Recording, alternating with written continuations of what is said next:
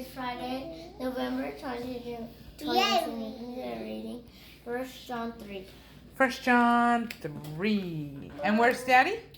He is helping Mr. Abrams get home because Mr. Abrams blessed us with a truck, and now he's currently not running on a vehicle.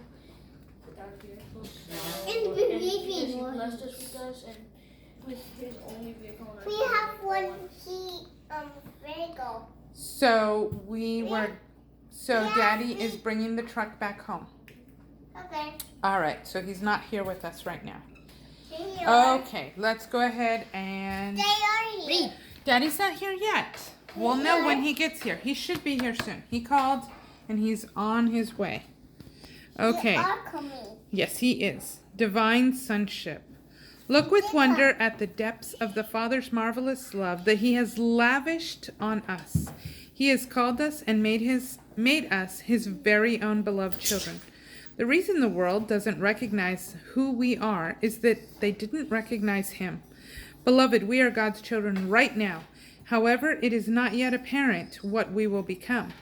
But we do know that when it is finally made visible, we will be just like him. For we will see him as he truly is. And all who focus their hope on him will always be purifying themselves just as Jesus is pure. The character of God's children. Anyone who indulges in sin lives in moral anarchy. For the definition of sin is breaking God's law. And you know without a doubt that Jesus was revealed to eradicate sins, and there is no sin in him. Anyone who continues to live in union with him will not sin. But the one who continues sinning doesn't have him with discernment or known him by intimate experience. Delightfully loved children, don't let anyone divert you from this truth. The person who keeps doing what is right proves that he is righteous before God, even as the Messiah is righteous.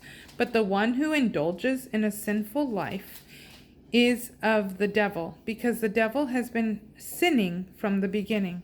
The reason the Son of God was revealed was to undo and destroy the works of the devil. Everyone who is truly God's child will refuse to keep sinning because God's seed remains within him, and he is unable to continue sinning because he has been fathered by God himself. Here is how God's children can be clearly distinguished from the children of the evil one. Anyone who does not demonstrate righteousness and show love to fellow believers is not living with God as his source. Love one another. The beautiful message you've heard right from the start is that we should walk in self-sacrificing love toward one another. We should not be like Cain, who yielded to the evil one and brutally murdered his own brother Abel. And why did he murder him? Because his own actions were evil and his brother's righteous. So don't be shocked, beloved brothers and sisters, if you experience the world's hatred.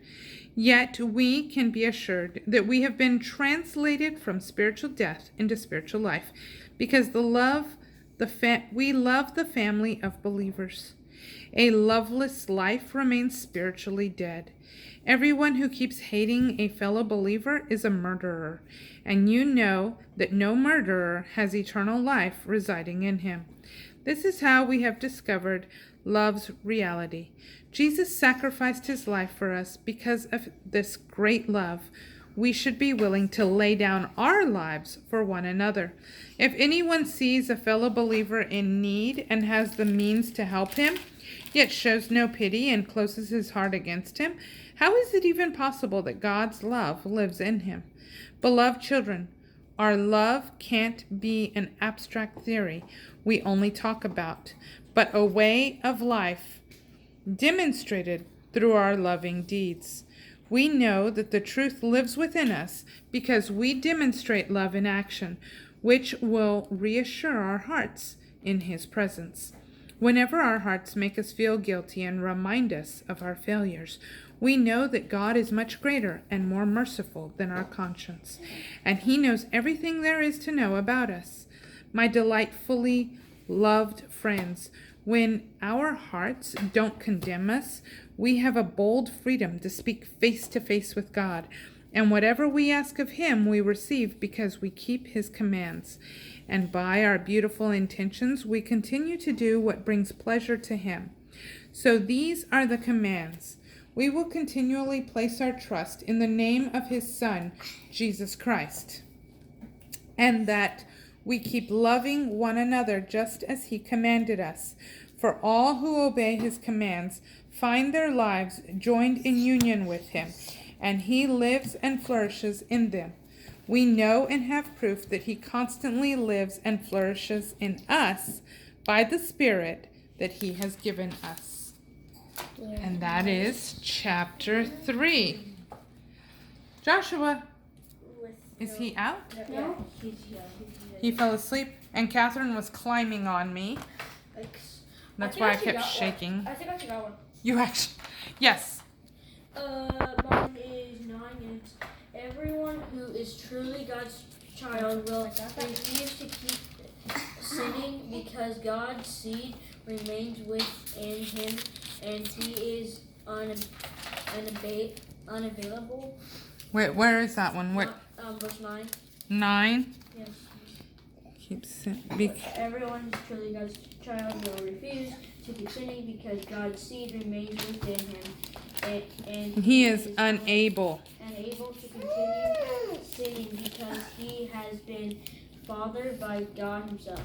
Mm-hmm. That's a good one. Because That is really good. There's so much in this. Yes. I also just read it's just in 12 Yes. in his Bible. It just says that. That's a lot. I think like here on 8, at the end of 8, the reason the Son of God was revealed was to undo and destroy the works of the devil. So, because we are in him and he is in us, what is our job? To continue his assignment, right? To undo and destroy the works of the devil. So by reading his word and growing strong in his word, are we equipping ourselves to be able to undo and destroy the works of the devil? Yes. Yes. Yes, we are. I got one. Mm-hmm. It is in verse 20. Mm-hmm. We know that God, 20.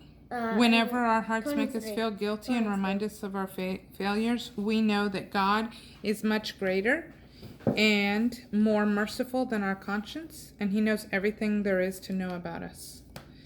Now, what about over here at 16?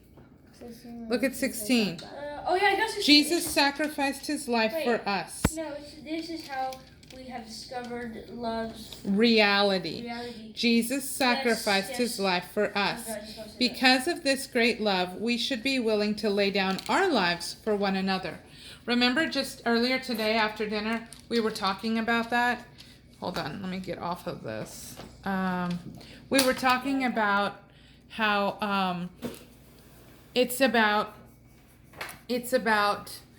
do you love me more than you love yourself? If you do, then you actually do what's Or do you love, responsibilities. how is it that I put it? Yeah. Do you love me enough No. to do this, or do you love yourself more? That's what it was. What is it? Wait, no. Putting away the book No, on the bookshelf. Jonah. If he loved God, he would actually go to You're right. the city, and if he didn't, that's his punishment. Mm-hmm. Mm-hmm. He did not love God enough to go to the city. In that sense, he loved himself more, and so he chose a different direction. He did not want to go there. So what does it say here? We should be willing to lay down our lives for one another. So that would be like when we don't want to wash the dishes, or we don't want to put a certain book away or something.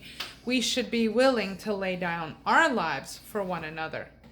It's right there. We're reading it today, and we were just talking about it. All right. Bye. Bye.